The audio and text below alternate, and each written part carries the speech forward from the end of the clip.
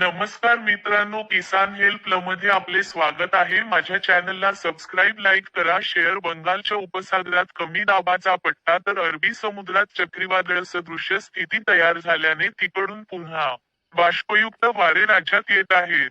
त्यामुळे राज्यात थंडीला सुरुवात होत नाही, तोच पुन्हा पावसाचा इशारा दिल्याने थंडीचा मुक्काम फक्त 2च दिवस राहणार असून 23 पासून पुन्हा ढगाळ वातावरणानं पावसाचा अंदाज हवामान विभागाने दिला आहे.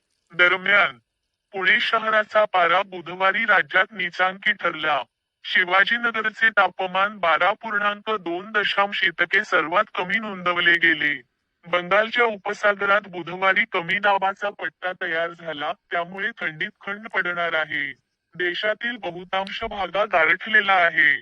मात्र बाष्पयुक्त वारे वाहण्यास सुरुवात झाल्याने राज्यात थंडीचा मुक्काम अवघे 2च दिवस म्हणजे 22 नोव्हेंबरपर्यंत राहील, असा नवा अंदाज हवामान विभागाने वर्तवला आहे. 23 पासून 25 पर्यंत ढगाळ वातावरण राहील तर 26 पासून राज्यातील बहुतांश भागात पावसाचा अंदाज आहे. त्यामुळे पुन्हा किमान तापमानात घटच होऊन थंडी कमी होईल. पुणे, नाशिक गारठले. बुधवारी पुणे व नाशिक शहरात दिवसभर गारठा जाणवत होता.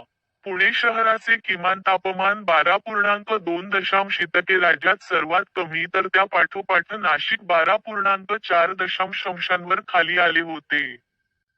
राज्याचे किमान तापमान पुणे 12.2, नाशिक 12.4, जळगाव 13.2, महाबळेश्वर 13.2, गोंदिया 13.5, नागपूर 13.6, मालेगाव 14.8, सांगली 15.8, सातारा 14.5, सोलापूर 17.4, धाराशिव 14.8, संभाजीनगर 14, परभणी 13.6, अकोला 15.4, अमरावती 15.3, बुलढाणा 15.2, ब्रह्मपुरी 14.2,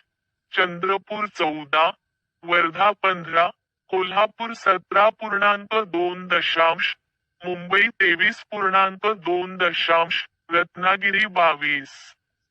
व्हिडिओ आवडल्यास नक्की शेअर करा. धन्यवाद.